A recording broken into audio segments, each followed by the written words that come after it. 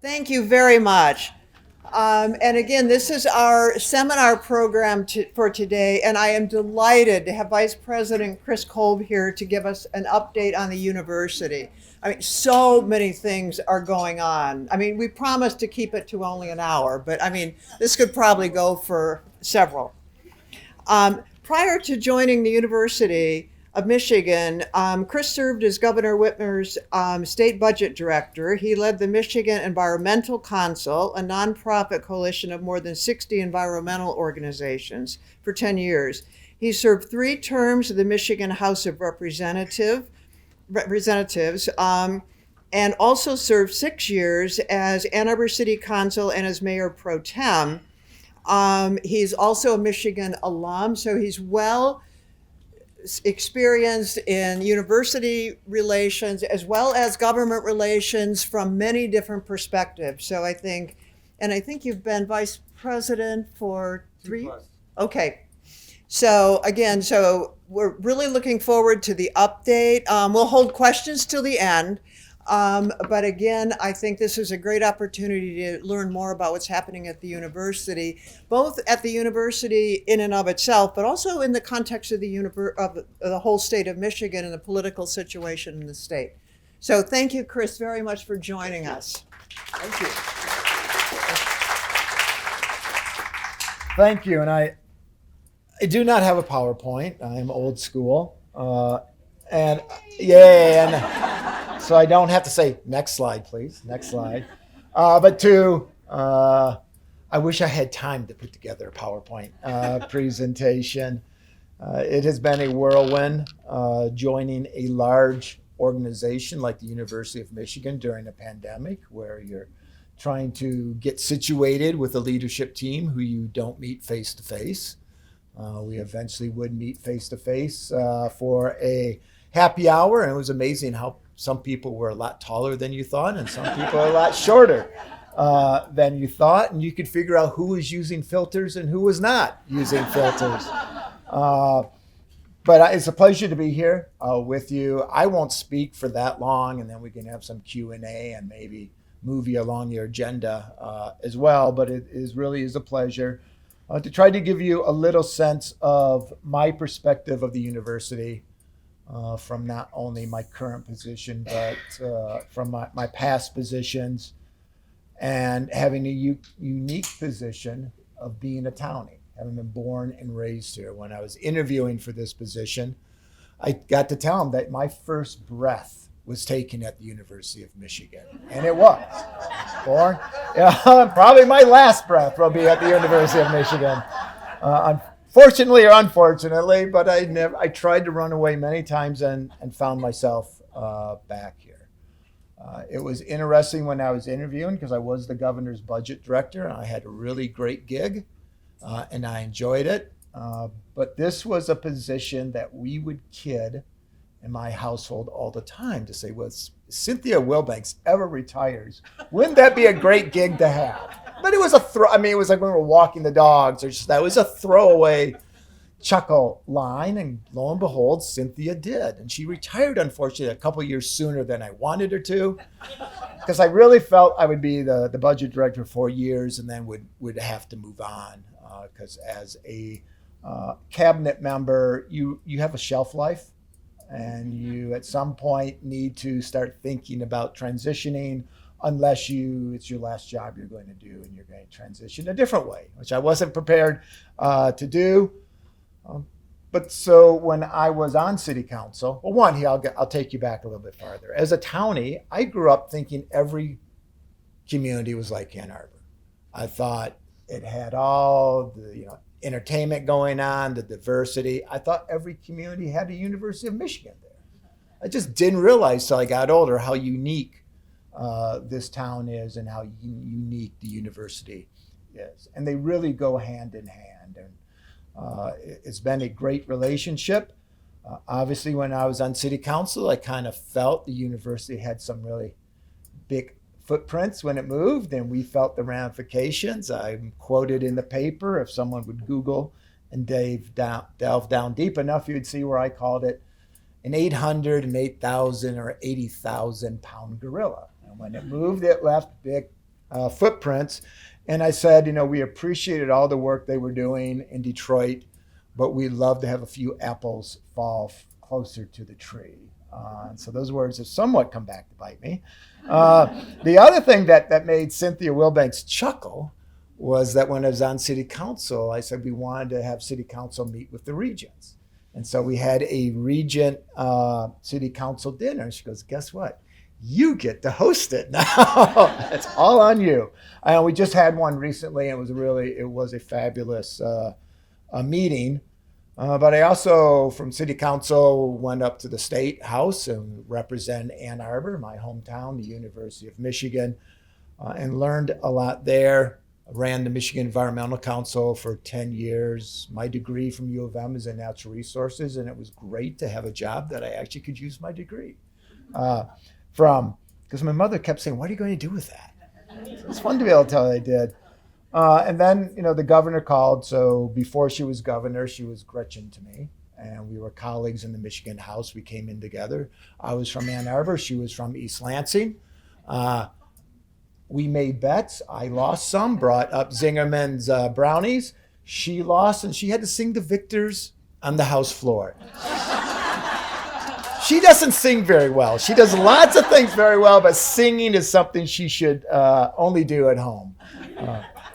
But she is someone who I've known, as I said, for over 2 decades. I'm very close to her personally and professionally. And I was going through the interview process and went through the first one, and I was really, kind of studied up and was doing it. And it's okay, we want you to have a second interview. So I went, and I didn't realize it was going to be with the governor. And I walk in, I was like, oh, it's you. We said hello, and she opened it up and said, why do you want to be it said, Chris, why do you want to be my state budget director? And quick on my feed, it was, well, Governor, why do you want me to be your state budget director? Well, she burst out laughing. But she said, really, here's the thing. I know you work really well with Republicans, and I need someone to work with them to be able to get our budgets through the process. And that has been something that I think I've been known for throughout my career, is be able to work across partisan lines and to find commonality and areas of shared interest that we can work together to disagree on issues, but not to disagree with each other. About each other, and to try those things, to find something that we share together, an issue. One of my first major bills up in Lansing dealt with historic preservation tax credits, and I was able to work with the chair of a committee who was from Traverse City, and we worked together to sneak something in a bill, and we got it through the House, through the Senate, and John English signed it. But it was one of those that if you can find something you can agree on and work together on, you can start to build relationships. And that's really what my life has been about, is relationships.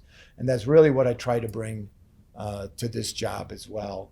What do we do in government relations? Well, we are the real focal point, the area within the university that's externally focused on local, state, and federal government in our community partnerships around the state. So we have an office in DC, we have an office in Lansing, we obviously have an office in Ann Arbor in the new restored Ruthven building. So come by. If you've never been to the Ruthven for a while, come on in and see us. We'd love to have you there.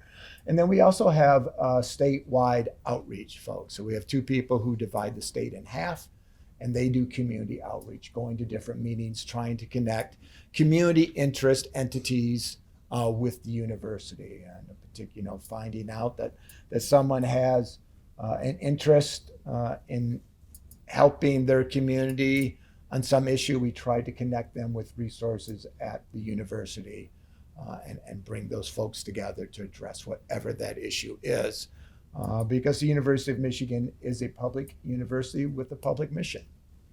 I would never applied for this position if it had been with a private university. I was drawn to it because of its public mission and the role that we can play here in Michigan in driving public policy forward. I've distilled down to our sort of goals of an organization into three. Politicians are really good at having 3 or 5 goals or points because that's all we can remember. I'm sorry, we're limited in our abilities. But really, the first goal I have for the organization is to bring home the bacon. In politics terms, pork is money that goes to somebody else's district. When it comes to yours, it's bacon. So number one, we want to draw down resources that can really help the university fulfill its mission, whether it's education, research, healthcare, you name it. We want to make sure we have the necessary resources there. We then want to advance good public policy and stop bad public policy as it affects the university and our interest. And that's goal number 2. And there's so many interests there, so many issues that it keeps us going quick. Legislators like to introduce lots of bills. I know I did too, and probably drove Cynthia crazy. But at the same point, the third one really is to strengthen existing relationships and to build new relationships that will help the university further its public mission and to improve the quality of life of the residents here in Michigan. And that really is where a lot of my heart goes into, is figuring out where are those partnerships we can build to do that. So I try to bring that framework to work every day, whether it's with Ann Arbor, and they're trying to figure out where are those interests that we have together that we can work on, where is it the state that we can partner to move the state forward, and where at the federal government are the things that we can do together, bring information, discovery, research, where we can help the federal government move public policy forward as well. And then it's the really getting down and talking to folks and finding, and I like to call them entities, because they could be a government, they could be a community group, it could be a neighborhood, you name it, that we can marriage up with the resources that we have at the University of Michigan. We are now the largest university in the state. We have the largest incoming class ever, over 7,000 first year students. We don't call them freshmen anymore. I am old and I sometimes use language that I need to be careful with. But at the same point, they come from all 83 counties of the state of Michigan. There are just over 50% of them are from Michigan. The other half, a little less than half, come from outer state. But I see that as an asset for the state of Michigan. We'll get to that later on. But we are, one of the top research universities in the world, not just the country, but in the world. And we're known throughout, and it's really making us more accessible to others, that what our job really is. Within a year, I had 3 bosses, 3 different presidents. And with this current president, Santa Ono, we do call him Santa. So he was announced on July 15th. I get home, and I'm sitting at home, and my other half goes, "You know what?" I'm like, "What?" "You work for Santa." And it burst out. It made me burst out laughing. I still think about that. And the guy's gotten it all his life, but he embraces it. And he is great, because you don't have to call him President Ono. You call him Santa, and he goes to almost any meeting, and he introduces himself as Santa. Santa has come in, and he's really done, a few, focusing on some areas. We are doing a strategic vision for the next 10 years of the university, and we're doing a comprehensive land plan as well. We're doing lots of outreach to get input on both of those endeavors. We are doing a values journey as well. But his real focus is on, students and education, making sure it's affordable and accessible. He is focused on the student and community, the university community's well-being and success. We do want to continue to grow our research portfolio. We were the #1 public research university in the country. We have dipped just a little, but that just makes us work harder, and we are going to retake that #1 spot.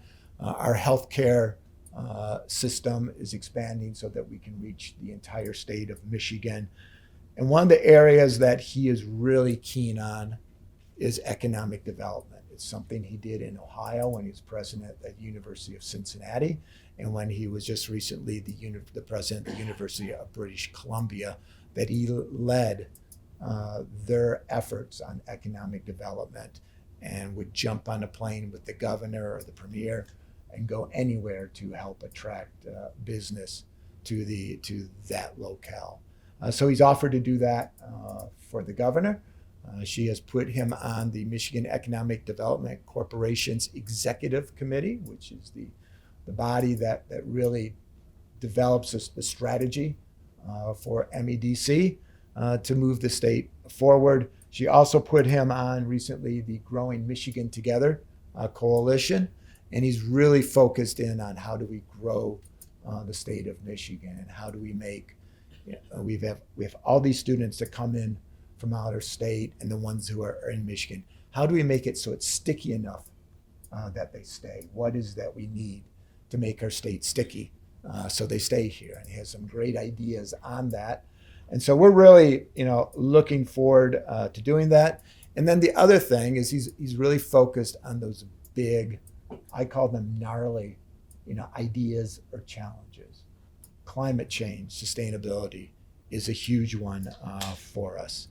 How do we make sure that society is more equitable?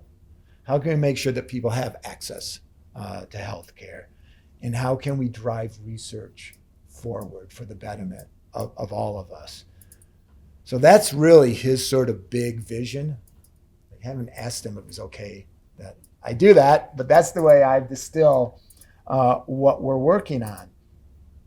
And we've had some major victories recently at the state level. When I got hired in, President Slissel asked me to really focus on the state level because we had some challenges there with a legislature who many of them thought that the University of Michigan was a bunch of leftist socialists teaching their kids to hate America. It was a direct quote that I was given about how one of the Republican caucuses felt about us. He said, I don't believe that, but that's what my caucus members believe. And I will believe he's one of the people who said he wasn't voting for Trump, but did. Just telling that his neighbor was going to vote for Trump. No, I mean, it's really is sort of how we were seen as arrogant, unapproachable. We wouldn't engage on issues. And so I promised them I will engage on any issue you have, and we will, work through that issue. We may get to the end of that engagement and still not agree, but you will have been heard, and we will have engaged with you, and we'll engage again whenever we have to. And we've made that not only our promise, but our mantra when we're up in Lansing, because it's really important. While the Democrats do control the governor's seat and now the House and Senate, the legislatures, because of the new independent redistricting commission, they only have a couple seat majority. We could, in coming up next fall, have a split legislature again, where Republicans control the House. We don't know, so we have to operate in a way that doesn't burn bridges, but builds just more bridges with everybody, and go up there and listen to what people think and do. So we're doing that. We were able, with that sort of approach of coming up with ideas of how we can move the state forward. We got just the other year $130 million to develop a new electric vehicle center here in Michigan. And we saw it as it was an outgrowth of a conversation I had with the Senate Budget Committee Chair, Jim Stamas, where he asked me, if you had $1 billion, how would you spend it?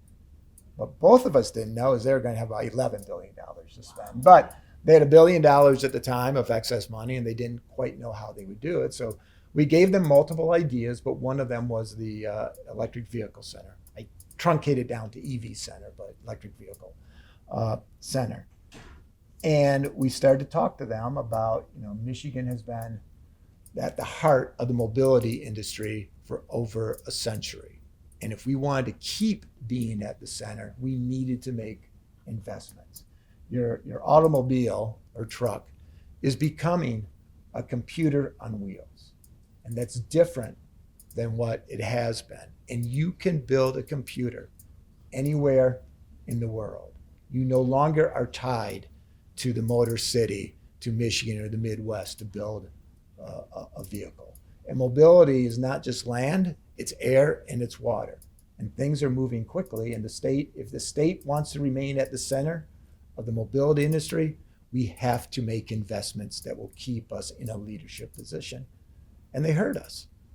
It didn't hurt us that GM and Ford decided to make investments in Tennessee and Kentucky. We didn't know that. We started this conversation before that. But that really put sort of some fire underneath the legislators' seats and made them move forward. So we're really appreciative of that. We have been getting steady increases in our operational funds from Lansing. This year we got 5%. We now get over $350 million in operating expenses from funds from the state. It's great. It's still less than when I was in the legislature when it was $364 million, but we're coming back up as we go. They have created a new scholarship fund, the Michigan Achievement Scholarship, that will give to students $5,500 a year to attend a 4-year university, and they give that scholarship for 5 years, so that's very helpful. And they've created a new funding source that many states have. It's called IDEMS, and that is infrastructure, technology, equipment, and maintenance and public safety. And so they have created a pot of money that they're going to distribute based upon the number of students we have and give it to us, the public universities. Hopefully it will be an ongoing. This is the first year. They're using one-time money, but that could mean up to $30 million more for the university to spend on those type of costs. And so that's done in other states. It's new here in Michigan. In Michigan, we have traditionally, when it comes to higher ed, we have given money for base operations funding. We give money for capital outlay for buildings. We give up to $30 million for buildings. And then it is student financial aid is a third area. What we are pushing now is we are pushing for a fourth leg of that stool. And this is something that the federal government has done the most of, and that's to fund research, to figure out how we can get the state to help us fund research that will, one, help us draw down federal dollars to fill in gaps where the federal money and other dollars don't necessarily meet all of our needs, but to get them thinking that we need to do more. Places like Texas are doing this. New York is doing it. Ohio, Indiana, they're putting hundreds of millions of dollars. Texas is over $1 billion. University of Texas, Austin itself is getting $600 million. Texas A&M is getting over $400 million. New York was over $1 billion. Even Kansas is putting hundreds of millions of dollars into it. This is where state governments are going, and we need to catch up and surpass them if Michigan wants to continue to be a leading state. So that's a new area that we're really putting our focus on with them. But it's different than us just going up and asking for money. It's always been about give me, give me, give me. What we're trying to say is let's find priorities where together we can make progress and partner with the state. We are beginning to look at where we, the University of Michigan, can put some of its capital to make investments with the state to move forward on these issues. Economic development, we're really starting to look at what we can do. We're in part of the strategic vision and the comprehensive land plan process. We're looking at an innovation district. What are we going to do with North Campus? We have lots of land. Virtually all the other research universities have an innovation district. We used to call them tech parks, but this is both public and private. And it's from major entities that you would know to the startups that are coming out of the ideas that are being generated here on campus. And you create this ecosystem that drives economic development here at the state. How much should we as a university put into venture capital? Now, we can create funds that are evergreen, meaning that as those companies succeed, they pay the fund back, and we just keep reinvesting that money versus just going to the state and saying, I want $100 million. It's great when they got $11 billion extra. It's not great when they don't have any extra money. So we're trying to think, how can we partner with them? We're doing this with Ann Arbor. At the town gown dinner, it was, let's talk about areas that we can find to work together, whether it's economic development, whether it's sustainability, where it's housing. Housing, not just for students, which I'll talk about, but workforce housing as well. Transportation, how can we work together, both on motorized transportation, our buses, our cars, our parking structures, our EV charging stations? What about non-motorized, biking and walking? How can we work together? I'm tired of fighting over the East Medical Center bridge and a sidewalk, whether it should be 10 feet or 14 feet. I want to talk and think strategically, big vision. How do we make sure that when you traverse the city, that you know how to get from the city cross campus back to city and do it in a way that gets you to where you want to go and gets you there safely? Those are the type of conversations we should be having together. And those are the same type of conversations we need to have with the state and with the federal government. And we have a president now who believes in partnerships. We have met, I think probably the first time we met with the county executives of Wayne County, Oakland County, and Macomb County. And we said to them, we want to partner with you. Tell us what your issues are, and we want to partner with you. We did this at the Mackinac Policy Conference. And Macomb County said, we've never had a University of Michigan president ever, one, invite us to meet, or two, offer to help us. And I will tell you that only Oakland has taken us up on that. And I have second meetings with them, but we're still trying. The city of Detroit, the mayor of Detroit, U of M grad, we're working all the time with Detroit. He has taken us up on that. But the real nice thing is we're not going in with an agenda. We're not saying we want to work on this with you. We want to say, what is it you need help on? Where are the areas you think that we can partner together?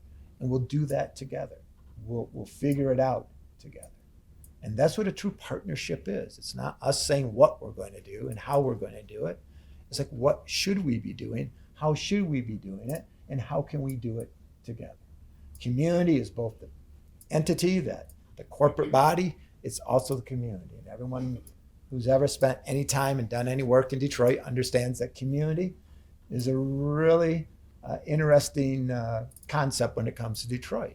Community can be a city street, it can be a city block, it can be a neighborhood, it can be a community organization, it can be some sort of group of government to the city council and to the mayor's office. So there's all sorts of community in Detroit, and we have over 500 projects in the city of Detroit, but they're very decentralized. We need to figure out a way to have a more centralized strategic engagement with the state's largest city and where we were born. That's where Michigan was born. The University of Michigan was born in Detroit before we moved to Ann Arbor. We have a special relationship, and we want to make sure that when we talk with Detroit, that all of us understand we're talking about how do we strengthen a partnership that's over 100, 200 years old. I don't want to battle over one building or one project. I want to think together about how we build something bigger and more strategic that lasts for another 100 years. That's what we're trying to do here at the University of Michigan. Economic development, I think I've talked a little bit about that, but a couple areas of importance are microelectronics, semiconductors. Who knew until the pandemic how many things needed a computer chip to work? And when we didn't have access to them because the supply chain was disrupted because of the pandemic, cars couldn't get made. Go try to buy a dishwasher, and you're lucky if you had one or two models to choose from, or a washer and dryer. They just weren't available because we couldn't get the chips that make those things go and work. It's huge. The Biden administration has decided that the federal government should invest in research again and should invest in R&D. And so the CHIPS Act, the Inflation Reduction Act, all the climate work, all of that is spending federal dollars once again in R&D and in science. European Union does it. China, the Pacific, they do it. We are finally doing it. At least we did it for a couple of years. And we need to take advantage of that. So we're moving, very quickly in microelectronics. We have one of the best semiconductor microelectronics engineering programs in the country.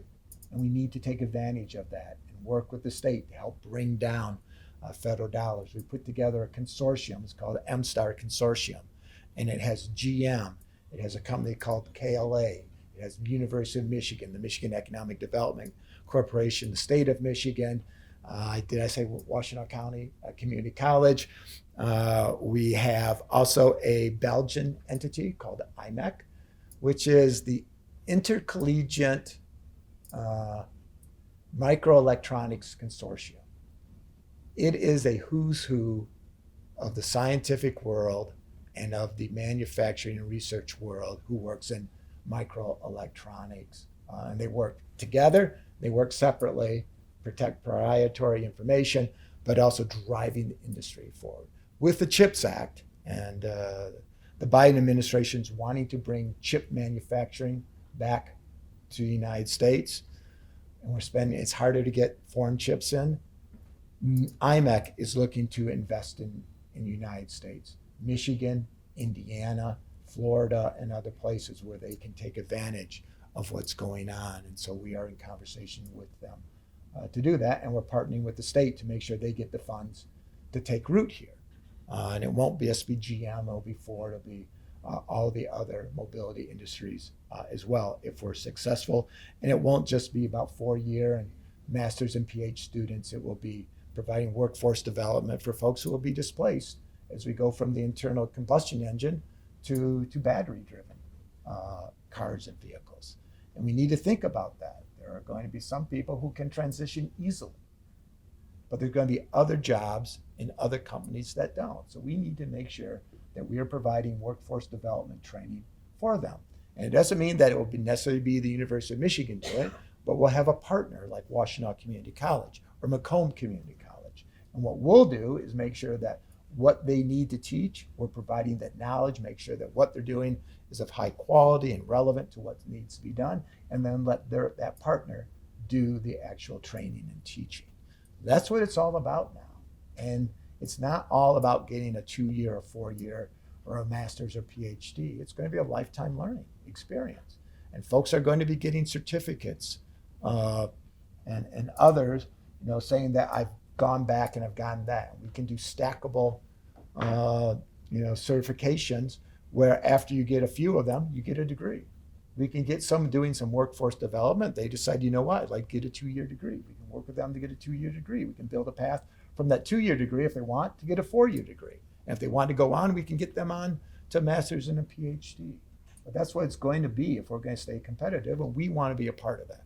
We are no longer that ivory tower that does what we want to do because we just want to do it. That will still happen. We'll still have 1,000 flowers blooming, but we're going to have some really centralized strategic areas where we want to make a push. And it won't be in areas that we know nothing about. It's going to be in areas that we have expertise and people are coming to us. One of those areas that's going to be, I think, really exciting is around high performance computing, AI. Things are going to be done on a computer that currently are done in a laboratory. Chemistry, medicine. We're going to be doing a lot of work there. And then once you get to the final stage, you'll bring it into a laboratory. So much is going to be done there. And it's not just in the science level, it's in the arts as well, the humanities. Things are happening on computers if you have a high enough performing, a high speed computer. And we're behind. The University of Michigan is behind. And we need to, on the top 25 universities with high speed computing, we're not on it. We're not spending enough. We are going to be spending in that area, I can almost guarantee. Nothing is given until the regents have spoken. God, this is being recorded, isn't it? I should be careful. But anyways, these are where we need to make investments and where the president's focused in on. And when we talk to the regents, they are extremely excited about that. Sarah Hubbard, who is the chair, is focused on economic development. But we understand that we live in a world that's changing constantly. Our role is not to necessarily look at from here to 5 years out. Our role is to look for 5 to 10 years, to see what's on the horizon, make those investments so that we as a state, as a country in the world, are prepared to deal with what's on the horizon. And that's where we have our greatest impact. And we have done amazing things at this university. My job is to make sure we can continue to do that by providing the funds, building the partnerships, and making sure that people don't clip our wings when the political winds change. I don't want to be a Florida. I don't want to be told what to do. We're lucky we have autonomy. But that could be changed with a constitutional amendment. We need to be seen as a partner. And though we don't have a direct connection to state government, because we are sort of that fourth rail of government, we need to be working together to solve these problems. And it can't just be in one area of the state and not in another. It's got to be across the entire state. And that is what I think our mission is. It's a challenge. It's not easy, but it sure as hell is a lot of fun.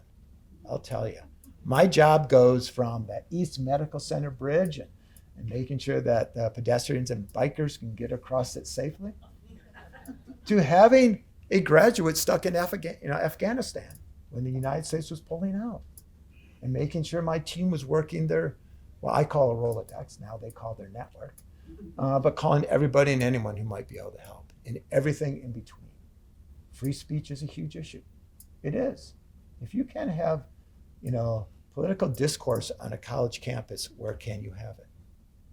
We have to be mindful of what our role is and how we can better society. And this is why I came to this job. I want to be part of that, be part of the greatest university where I took my first breath and understand the power of what it did for one kid, introduced him to people who were totally different than him, who introduced the world to him, not just countries and people, but ideas. I focused on environmental, natural resources because I got exposed to it here at the university. I had a roommate who was taking classes in it. I'd taken all the classes on political science that I wanted to take, and I needed to do something. And I asked him what book he was looking at. It was on ecology. I said, "What's that?" And he started to talk to me.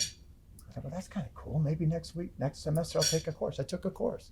I loved it. I got into energy policy, and I'm, still using energy policy. We look at renewable energy and sustainability, on campus. That's what the power of the university is on an individual basis. And collectively, we're more than the parts. We move this world, this state, this country forward.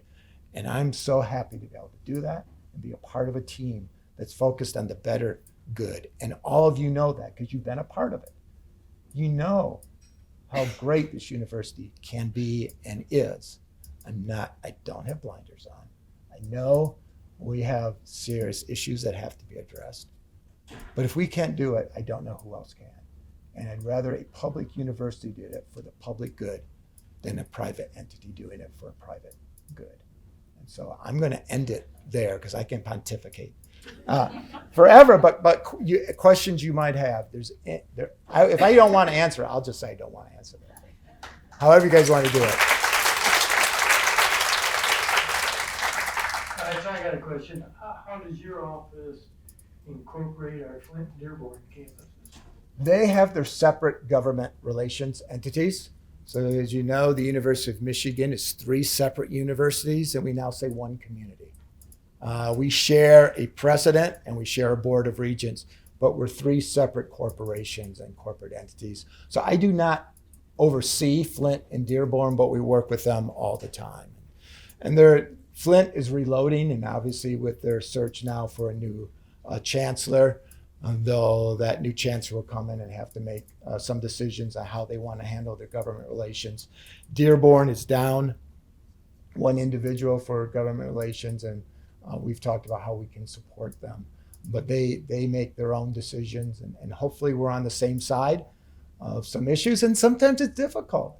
The Michigan legislature started to fund what they called a floor funding model. So they wanted all universities to get at least $4,500 per full-time student. And that potentially took money away from what we might get, but it benefited both Flint and Dearborn the first year, and then I think Dearborn the second year. But it was a policy. We had to be careful how we traversed that, but we did, and we're able to work together mostly on most of these things. So when I came here 18 years ago, the high performance computing was almost non-existent, right? There was a struggle to try and get the university to feel that we couldn't just do this, get started with our own grants and get anywhere to build it.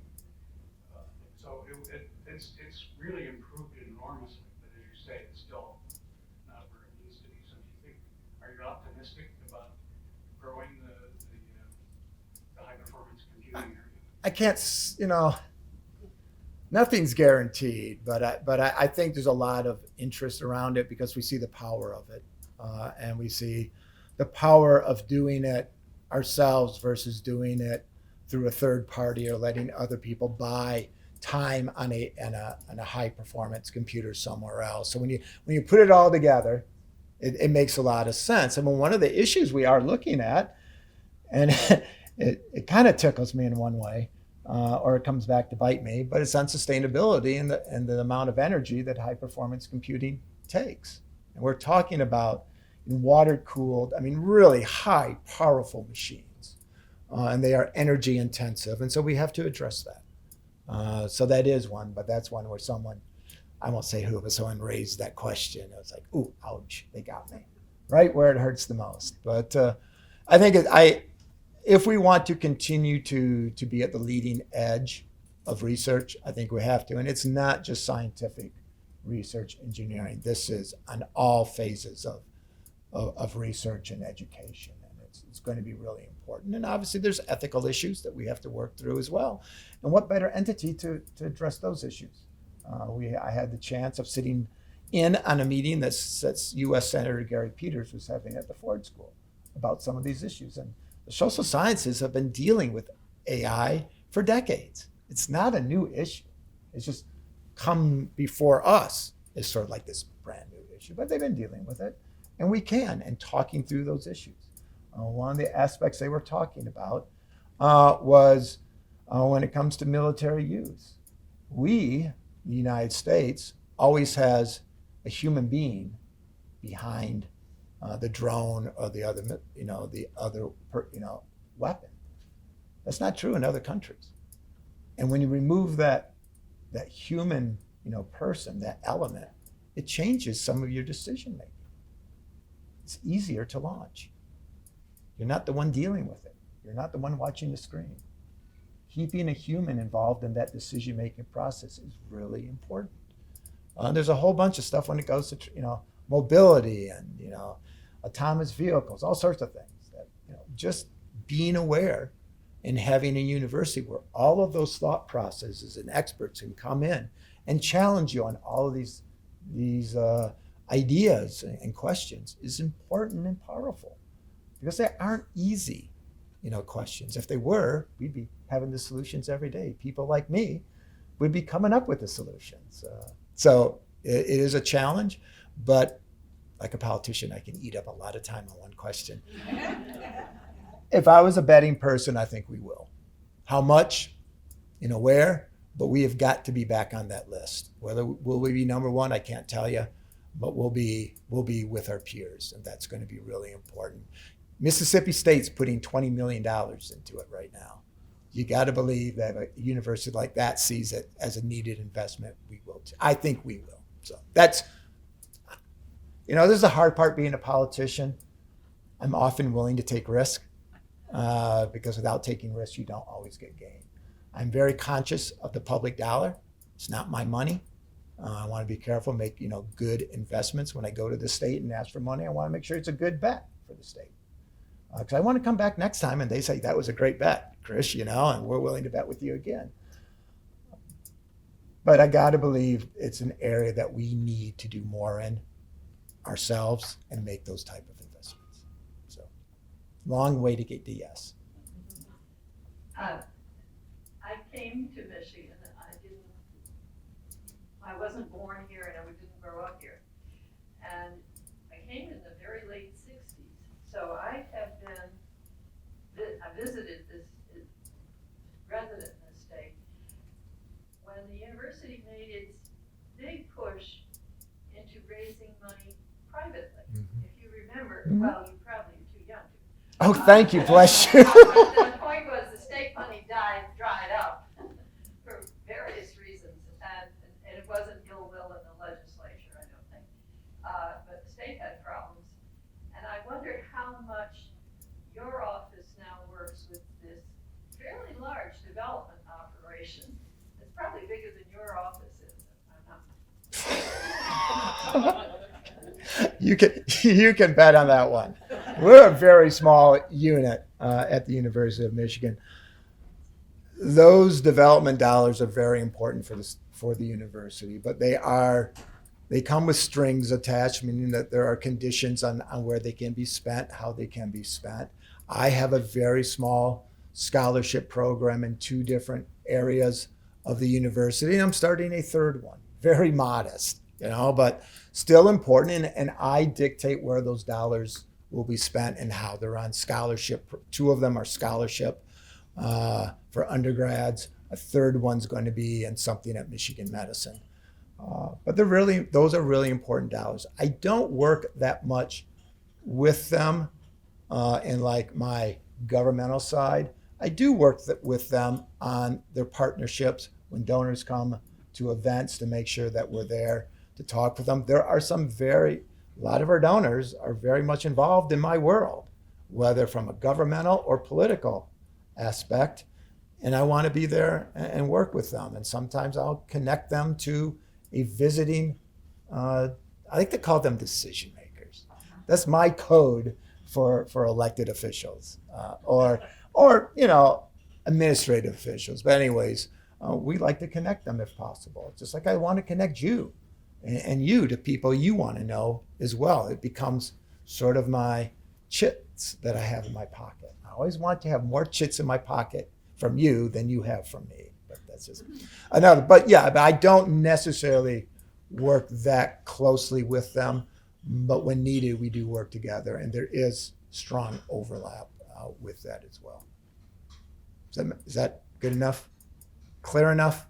Chris, I would like to take you back to your city council days. And as we read the Ann Arbor News, we see the words affordable housing mentioned a lot. And what I haven't heard is people blaming the university on one of the reasons of affordable housing. It wasn't until just recently we've started to build some more dormitories, but we keep and as you mentioned earlier, we had the largest freshman class ever. We keep bringing in bodies, and I wonder how many people in this room actually live in Ann Arbor, one way or another, and how many people actually commute in. What are we doing? What's the university doing to work with to help solve this affordable housing? I'm sure the graduate students are going to appreciate it too the next time they go on strike and want a raise in their money, because most of them are living in Ann Arbor. Yeah, we have rolling out phase 1 of new central campus dormitories. If you go down by Elbel Field, you'll see the work that's going on there. Between phase 1 and phase 2, we're hoping to build 4,500 new dorms for undergrads. First year, the first phase is aimed at first year students coming in. Our goal is to be able to house any student who's looking for housing on campus, but after a year or 2, they don't really want to live on campus. But we have been increasing our population. And we had hoped, some people had hoped that when the high rises came in, the ones that cost you $1,500 to $1,800 a month for a room with 4 other roommates connected to a central living area, that would help on sort of the alleviating some of the pressure, on the housing market. What happened is to help fill some of the holes, the budgetary holes, that the university decided to bring more students in. And so it didn't quite have the effect some of us originally thought it would have. But we are talking about housing, not just for students, but for not just undergrads, but graduate students, as well as workforce housing. And that's part of this visioning exercise and comprehensive land plan that's going on right now. What is the role of the university to be a partner in that with the community to provide some sort of workforce housing? I think there's an interest in doing it. I can't tell you where all the decision makers will end up, but you could see, us doing some sort of 99-year land lease to an entity who then builds some sort of workforce housing. We really want to create a very vibrant North Campus and to have impact on the city in a good way. So that's one of the areas that's being talked about. So it's one of those ideas that's really being focused on. But really, currently, our main focus is making sure we have enough dormitory rooms for the first-year students, for transfer students, and then second-year students as well. So it is an issue. Listen, I ran way back in the 90s on affordable housing and what we should be doing as a city. And I'll tell you, it wasn't a couple of years ago that the city passed affordable housing millage, so we actually have money now. So we're there. We want to partner with the city on that issue. It's a different perspective than we've had before. You've talked a lot about. I talked a lot, I know. Partnerships as your major focus. Tell us how you partner with your colleagues at Michigan State, Wayne State, and other universities. Are you partners? Are you competitors? Are you both? And how the universities get together, and also how you relate to those first years. Yeah, I know. I mean, we have an entity that unites the 3 research universities called the Research Coordinator, URC for short. And there's lots of stories about why that was developed, and I'll tell you my version of that is that some of the smaller public universities were eating our lunch in Lansing, and really came up with this, looking at how many students they had and how little they got per student. And they made a good argument, and they started to get funded more than the research universities. The other issue with the research universities, and we were competing against Michigan State, we're all competing against each other. Wayne State was having issues on performance back when I was in the legislature as well. But then also looking at how we weren't cooperating on research together. So the URC was created when Mary Sue was first here in her first president role to try to bring us together and to do more, sort of like Research Triangle in North Carolina and other places. Yep, go to the microphone, sorry. I don't like hearing my voice. So, but we really have tried to work together. It's one of those that we don't try to ever say ill of another university, and I mean that. I can't say 100% that the others do that, but that's fine. That's for them. We have our own values and how I want to operate and how my predecessor operated. Cynthia Wilbanks had 23 years in this position. She did a lot of really good things. And I'm not here to throw up the cards and say we got to do it differently. We just want to build on the foundation she made. So we won't speak ill of another university. We won't undercut another university, but we will try to bring some facts to the table in a way that adds to the conversation, isn't a subtraction. So I won't go to the legislature and say, the University of Michigan, put this way, I won't say, well, you gave them $130 million last year. I want my money this year. And I can tell you, we will never say that. I can't tell you that somebody else didn't say it. Just the way of the world. Hi, I want to thank you for coming today. It's so exciting to hear about what your small but mighty office is doing. And It's the university that does it. And also the great vision on the horizon. And I know that you're doing that in conjunction with many others at the university. On the topic of partnerships, we feel like we have a pretty vibrant organization here, the U of M Retirees Association, and most of us love the university. And any thoughts about how we might partner with your office? Yeah, I do. This was part of the original conversation for having me here, and I obviously took us off a different path somewhat. And this is probably where I do may part ways with my predecessor a little bit. When I was I did a little bit of work I'm a political creature, so I understand, the power of folks, of individuals, and making progress on issues. But when I was at the Early Childhood Investment Corporation, we put together our coalitions into an advocacy group. And we really wanted them to be the voice on this issue. I think that we have a great opportunity, not only with you, but with the Alumni Association, to bring voices to the table, to help persuade and educate our decision makers on different issues.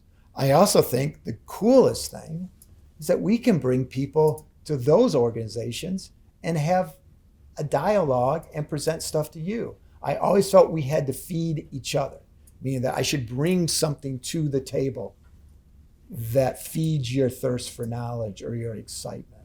So having a Gary Peters come in, having some sort of town hall, we can do these things now electronically so easily that we can give you food for thought, and then we can turn around and say, here's what we're looking at. So then I can ask you to do something. We would never want to ask you to do something that wasn't a natural ask, take a controversial role. It's not what we would do. But there has been a decline in public support for higher education. We know that. People know it's a good thing to have a degree, but they don't think it's worth it. So politicians don't want to put money into it. Well, we need to start having other voices talk about it, and you're one of those natural bodies that if we wanted to do it, we could. The downside is I have to trust you to stay on message. And we had this, ECIC, we had a Capitol Day. And for the most part, people stayed on message, but they didn't. They didn't always, and you have to deal with that. My predecessor wanted to really control the message, and I understand why. But I think it's something we want to talk about and think about how we could do that. And like I said, I don't see it as a one-way, street. It's two-way.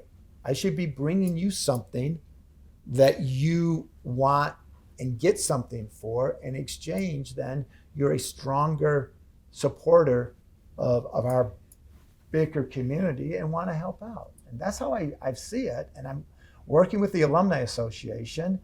This is too bad it's on camera, but speed is not quite where I'd like it to be, but hey, they're going through a leadership change as well. Steve Grafton was all on board. We were moving that obviously with an interim. We are continuing to work on that, but that's 600,000 people. They're in every state of the country. We could have a national presence. I'd be just happy to have an Ann Arbor or Lansing presence, but it would be one that I think could have some benefit and could be a lot of fun and could continue the education process, because that's what, it's really about enriching you to then be an advocate for us in a very natural, beneficial way. I just don't want to use you. I want to be a partner with you. It's my mantra, partnership. Right? So this is a question.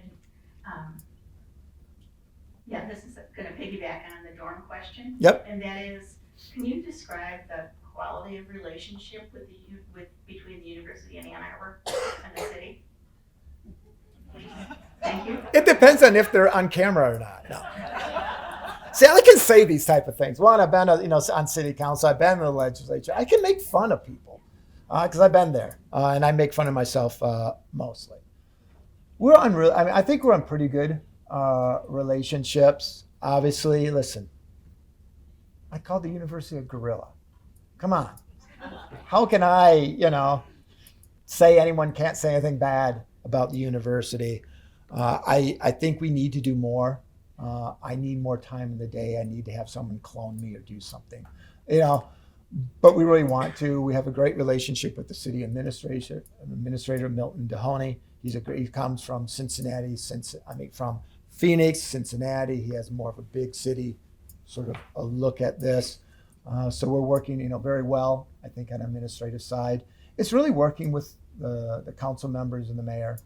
As I said, we have to identify those shared interests where we share a priority, move forward on that.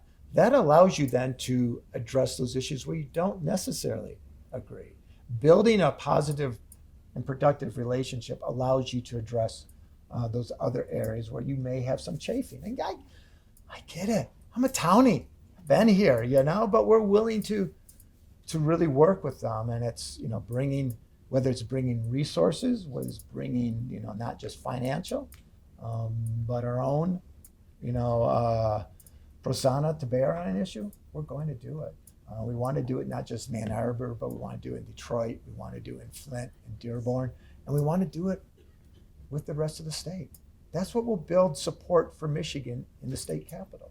When we're relevant to the residents of the entire state of Michigan, we'll be really relevant to the decision makers in Lansing because they listen to their constituents. And, that was my predecessor's, great mind thinking, and I've just stolen it because that's what politicians do. We steal other people's ideas. But I'm really excited about, working with city council because I know what it's like to be at the table. I know what it's like to be a legislator. I know it's hard sometimes to go from that very parochial perspective to have a wider perspective. But when I'm in Lansing, I don't do this. I want to do it. I want to remind them that what's the first word in their title? It's state. It's not Ann Arbor representative or Birmingham. It's state representative, state senator. I want them to think state, wide. The city, I get it. I understand. We put great demands on the city. When we move, we leave big footprints. I get that. I've been there. But we also have the ability to be a good partner. And so our first response should never be no.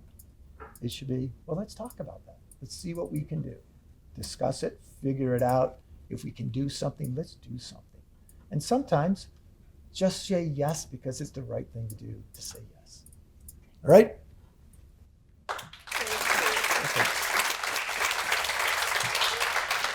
Chris, thank you very much. This was very interesting. It was inspirational. And we will partner when you are ready to talk about partnership. Perfect. I appreciate it. Thank you very much. Appreciate all that all of you have done for the university and for the community. I really mean that. I sometimes take ownership of the university, but it's not. It's all of you and everyone we have over 50,000 employees. We have 50,000 students, 50,000 employees here in this really tight, campus. And it's a unique and great place. And it's only that because of all of you. So thank you very much. Appreciate it. Thank you very much.